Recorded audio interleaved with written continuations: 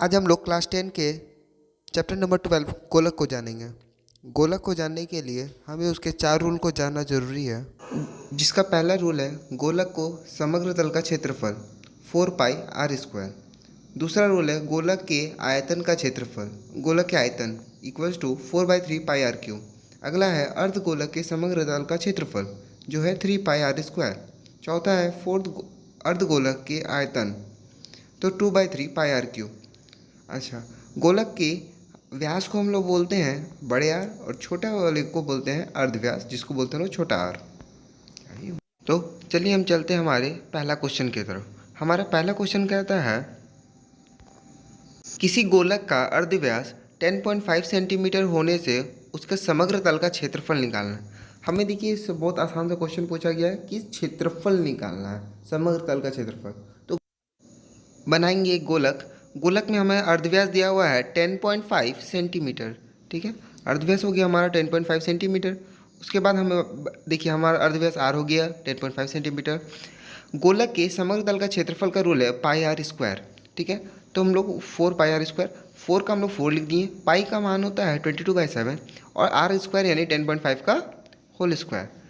अब हम लिखेंगे 4 का 4 मल्टीप्लाई 22/7 इंटू है 10.5 इंटू 10.5। अगला है जैसे हो वैसे उतार देंगे हम लोग। अच्छा, इसमें देखिए हमारा पॉइंट है, पॉइंट को हटाने के लिए हम लोग दोनों हटा देंगे तो 105/10 105/10 हो जाएगा। अब देखिए हमारा जो कट रहा है, हम सिंपली इसको नॉर्मली कट करेंगे। कट करने के बाद हमारा कुछ आएगा इस प्रकार, जो है आपका 22, 3 एंड 21। इन तीनों को आपस में गुना करने के लिए हम लोग 21 को रहने दिए और 3 और 21 को मल्टीप्लाई करके कर दिए। अच्छा, अब इसको आपस में मल्टीप्लाई करेंगे। अच्छा, याद रखिएगा आप क्षेत्रफल हमेशा वर्ग मीटर में ही आना चाहिए। बढ़ते हैं हमारे अगले क्वेश्चन की तरफ, जो कि है किसी चमड़े का बॉल तैयार करने में 17.50 रुपये प्रति वर्ग मीटर के हिसाब से 431 रुपये 20 रुपया लगता है। तो बॉल का व्यास ज्ञात करने। देखिए हमारा पिछले क्वेश्चन में हम लोग को आर का वैल्यू दिया हुआ था, इस बार हम लोग को आर को ही निकालना है। अच्छा, हम लोग देखिए इसको हम पहचाने कैसे, आर कैसे निकालेंगे। देखिए प्रति वर्ग मीटर हमेशा क्षेत्रफल में निकलता है। किस में निकलता है? क्षेत्रफल में, जो हमारा काफ़ी आसान हो गया। अब हम इसमें क्या करेंगे, पहले हम क्षेत्रफल निकालेंगे, कितना इसका क्षेत्रफल है, कुल क्षेत्रफल को निकालने के लिए देखिए इसमें हमारा हिसाब दिया हुआ है 431 रुपये और 1 मीटर का है आपका 17.50 रुपये। तो इसको हम लोग बनाएंगे कुछ इस प्रकार से। तो हमारा हो गया 17.50 रुपये में 1 वर्ग सेंटीमीटर चमड़ा लगता है, ठीक है। इसलिए 1 वर्ग रुपये में 1/17.50 वर्ग सेंटीमीटर चमड़ा लगेगा। तो इसलिए 441.20 रुपये में कुल चमड़ा रहेगा बराबर 1/17.50 इंटू 431.20। इसको हम लोग कट करेंगे, 7 से कट होगा। ये कैसे कट होगा? 7 से आप कट होगा, आप ट्राई कर लीजिएगा। आएगा आंसर हमारा 616/25। ये किस में आया? हम लोग का वर्ग मीटर में आया, ठीक है। ये हम लोग का वर्ग मीटर में आया। तो हम अब आगे बढ़ते हैं। अगला, अब हम लोग का ये जो आया ये हम लोग का वर्ग मीटर आया। अब हम क्वेश्चन के हिसाब से हम लोग देखेंगे तो हम लोग को बताया क्या है, एटीपी से देखेंगे। हमारा प्रश्न कहा गया था गोलक का क्षेत्रफल कितना आया हम लोग के हिसाब से 616/25। रूल होता है 4 pi r square equal to 616/25। 4 का 4, पाई का 22/7, आर स्क्वायर का आर स्क्वायर। बाकी जैसे हम वैसा लिख दिए। आर स्क्वायर इक्वल्स टू हो गया 616 मल्टीप्लाई 7, क्योंकि 7 नीचे था ऊपर चला गया, और 25 जो डाउन था उसको वही लिख दिए, 4 लिख दिए और 22 लिख दिए। इसको हम लोग आपस में कट कर लिए। कट करने के बाद हमारा बचा, इधर देखिए 7 और वहाँ 7, तो हम लोग 7 से मल्टीप्लाई करके 49 लिख दिए, और ये 25 था, इसको हम लोग लिख दिए /25। अगला है आर स्क्वायर इक्वल्स टू 49/25। जब भी ये स्क्वायर में रहे तो हम इसको क्या करेंगे, इसको रूट में बना लेंगे। क्या बना लेंगे? रूट में बनाने के बाद आया हम लोग का आंसर 7/5 इक्वल्स टू 1.4 सेंटीमीटर। ये आया हम लोग का, क्या आया हम लोग का, ये आया अर्धव्यास, ठीक है। तो हम लोग देखते हैं व्यास। इसलिए हम लोग का व्यास क्या आएगा? व्यास आएगा हम लोग का r × 2, क्योंकि हम लोग को निकालना व्यास था, ठीक है। तो हम लोग का आंसर क्या आया 1.4 × 2 इक्वल्स टू 2.8 सेंटीमीटर। तो ये हम लोग का आया फाइनल आंसर। कोई 1.4 मत लिख देना, ओके। चलिए हम लोग बढ़ते हैं अगले क्वेश्चन। हमारा अगला क्वेश्चन है 3 नंबर क्वेश्चन हो चुका है। तो अब हम लोग जाएंगे क्वेश्चन नंबर नहीं 3 करेंगे ना अभी हम लोग।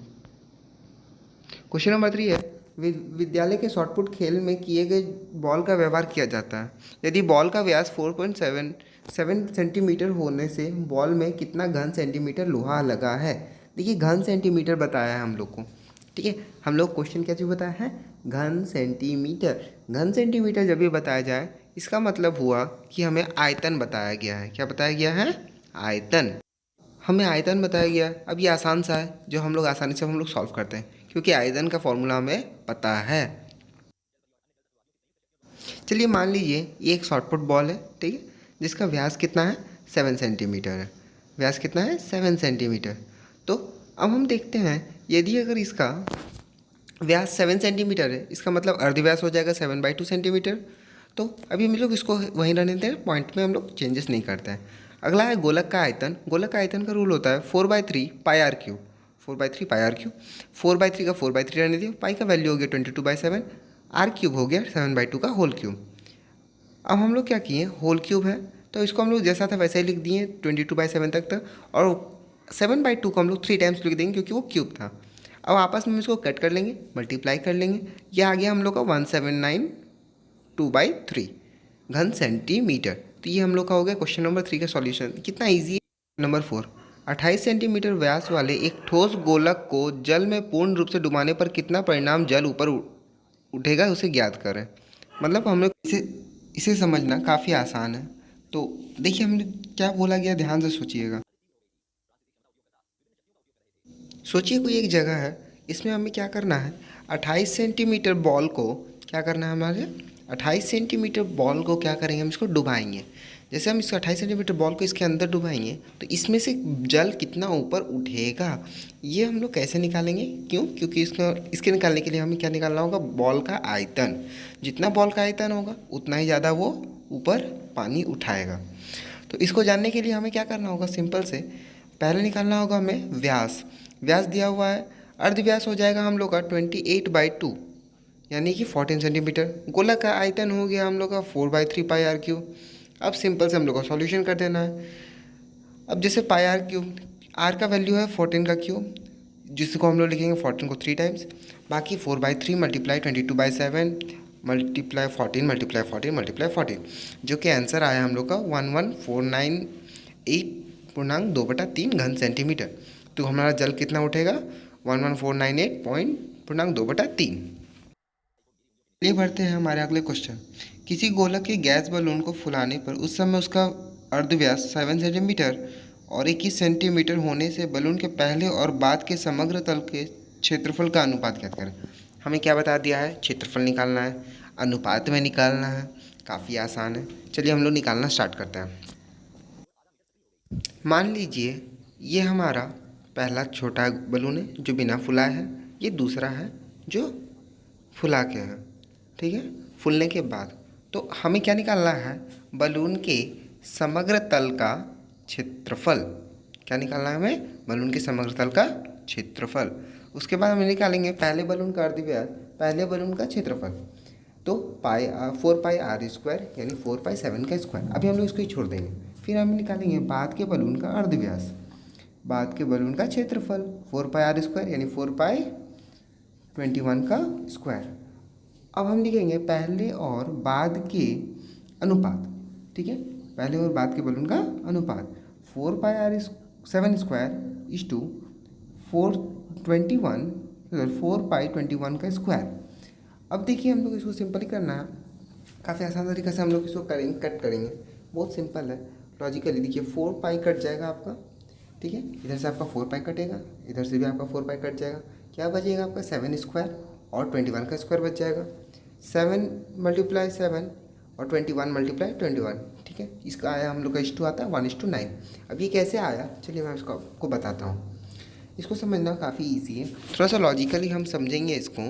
जैसे 7 मल्टीप्लाई हो गया हम लोग का क्या 7, फिर हम इसको हम लोग लिख देंगे बाय। इस टू को हम लोग लिखते हैं हम लोग क्या, बाई के फॉर्मेट में लिखते हैं। जैसे यहाँ 21 मल्टीप्लाई 21, क्या लिखे हम लोग 21 मल्टीप्लाई 21। अब देखिए इसको हम लोग आसानी से कट कर सकते हैं। कट करने के लिए भी हम इसको आपको अच्छे से बता देता हूँ। देख लीजिए 7 × 7 बाय, जिससे वहाँ 21 था, 21 को हम लोग लिख सकते हैं 7 × 3, फिर अगेन था हम लोग का मल्टीप्लाई, फिर 21 को हम लोग लिखे हैं 7 × 3। ठीक है, अब हम लोग आगे देखते हैं। देखिए 7 से हम लोग का 7 कट गया, ये 7 से हम लोग का ये 7 कट गया, तो जो कि आंसर आया हम लोग का ऊपर में 1 और नीचे आया 3 × 3। ठीक है, तो हम लोग का आंसर टोटल कितना आया 1/9। जब ये 1/9 आ गया, इसका मतलब क्या हो गया, ये H2 में आ गया, जिसको हम लोग बोलते हैं क्या 1:2। इसलिए आंसर हम लोग का क्या है 1:9। तो आई होप आप लोग को ये वीडियो पसंद आया होगा। अगर वीडियो ये आ गया हम लोग का आंसर, वीडियो अच्छी लगी हो तो लाइक शेयर सब्सक्राइब करना ना भूलें। तो इसके अगले पार्ट हम आपको कल के दिन या फिर नेक्स्ट डे आपको नेक्स्ट क्लास में आपको मिल जाएगी।